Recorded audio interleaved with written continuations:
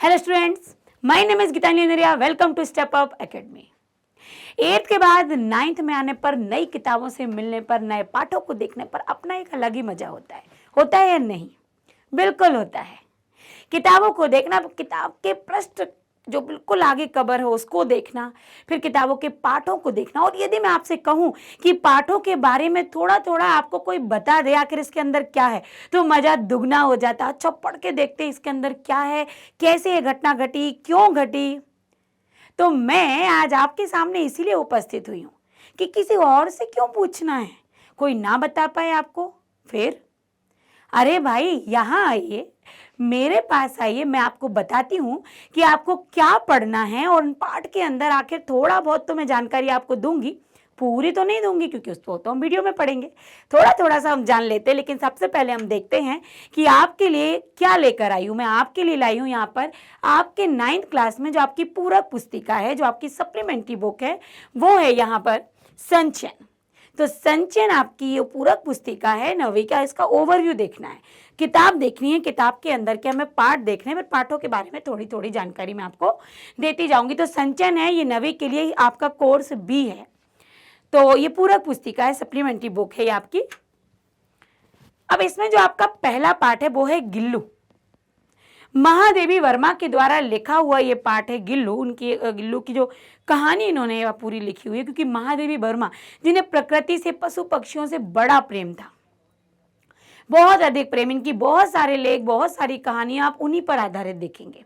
तो यहाँ पर भी गिल्लू अर्थात गिलहरी को, जिस गिलहरी को उन्होंने इतने लाड़ दुलार प्रेम से पाला, किस तरीके से उन्होंने उसकी परवरिश की, और अंत में जब उसकी मृत्यु हुई तो उसको अपने ही घर के गार्डन में एक पेड़ के नीचे इस तरीके से उसकी देह रखी, ये सोचकर कि इसमें पौधे में जो फूल खिलेंगे उसमें मैं कहीं ना कहीं गिल्लू को देखूंगी कि इनमें से ही कोई एक फूल मेरा गिल्लू होगा। तो किस तरीके से गिलहरी का पालन पोषण किया, कैसे उसकी मृत्यु हुई, आखिर कारण क्या था, ये तो जानेंगे हम पाठ के अंदर जब हम पाठ को पढ़ेंगे।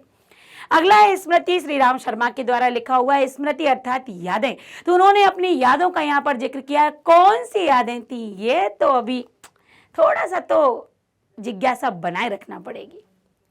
आगे देखते हैं कल्लू कुमार की उनाकोटी। उनाकोटी यहाँ पर ये के विक्रम सिंह के द्वारा लिखा हुआ। उनाकोटी में जब ये गए थे, उन्होंने जो कार्य वहां पर किया, जब ये वहां की यादों को अपने अंदर जो सजो कर लाए, तो बादलों की गड़गड़ाहट में इन्हें वहां की याद आती थी। आखिर क्यों, ये तो पाठ में पढ़ेंगे।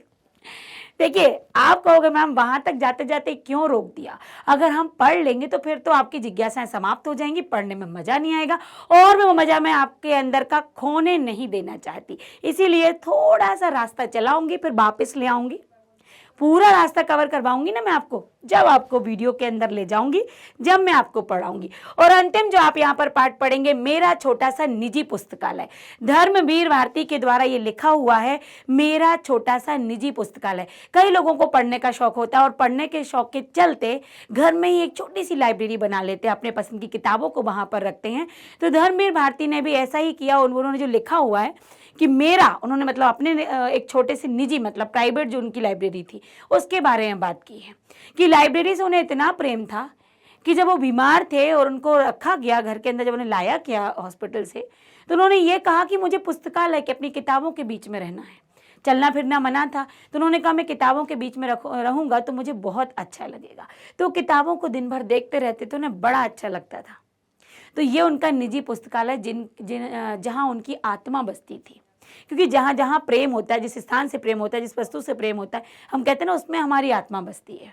तो उनको अपने निजी पुस्तकालय से इतना प्रेम था कि उन्होंने अपने जो लिखा उसके बारे में लिख दिया, और बता भी दिया कि मेरा अपना छोटा सा निजी पुस्तकालय। तो यहाँ पर जो आप संचयन पुस्तिका में आप पढ़ने वाले हैं, तो ये 4 पार्ट आगे आप उसी पुस्तक में एंड में देखेंगे। इसी किताब में, संचयन में, लेखक परिचय, वहां पर आपको सारे लेखकों के परिचय मिलेंगे और आपको एक साथ मिल जाएंगे। तो बहुत आसानी है कि आप लेखकों के बारे में बहुत अच्छे से जानेंगे, और जानना चाहिए, क्योंकि एमसीक्यू में कई बार जो प्रश्न है वो बन जाता है, पठित अपठित गद्यांशों में प्रश्न बन जाता है। तो लेखक परिचय की जानकारी आप वहां से आपको दिलवाई जाएगी। तो आपको संचयन में, अपनी पूरक पुस्तिका में, सप्लीमेंट्री बुक में, बस इतने ही 4 पाठ ही पढ़ने। तो 4 पाठ पढ़ना बहुत आसान है, समझ में भी बहुत अच्छे से आएगा, उसका अभ्यास भी आप बहुत अच्छे से कर पाएंगे। पर अच्छे से कैसे कर पाएंगे? जब आप मेरे साथ जुड़े रहेंगे। आप स्टेप अप एकेडमी के साथ जुड़े रहेंगे, बहुत आसानी से, बहुत ही सरलता के साथ आपको पाठों को ऐसे याद कराया जाएगा जैसे आप कोई कहानी सुन रहे हैं। और कहानी के जरिए जब हमें याद होता है तो पाठ हमारे दिल और दिमाग में छा जाता है। फिर आप बताइए, कोई सा भी प्रश्न निकालिए, कहीं से भी पाठ से प्रश्न, आप उसको खटाखट लिख देंगे।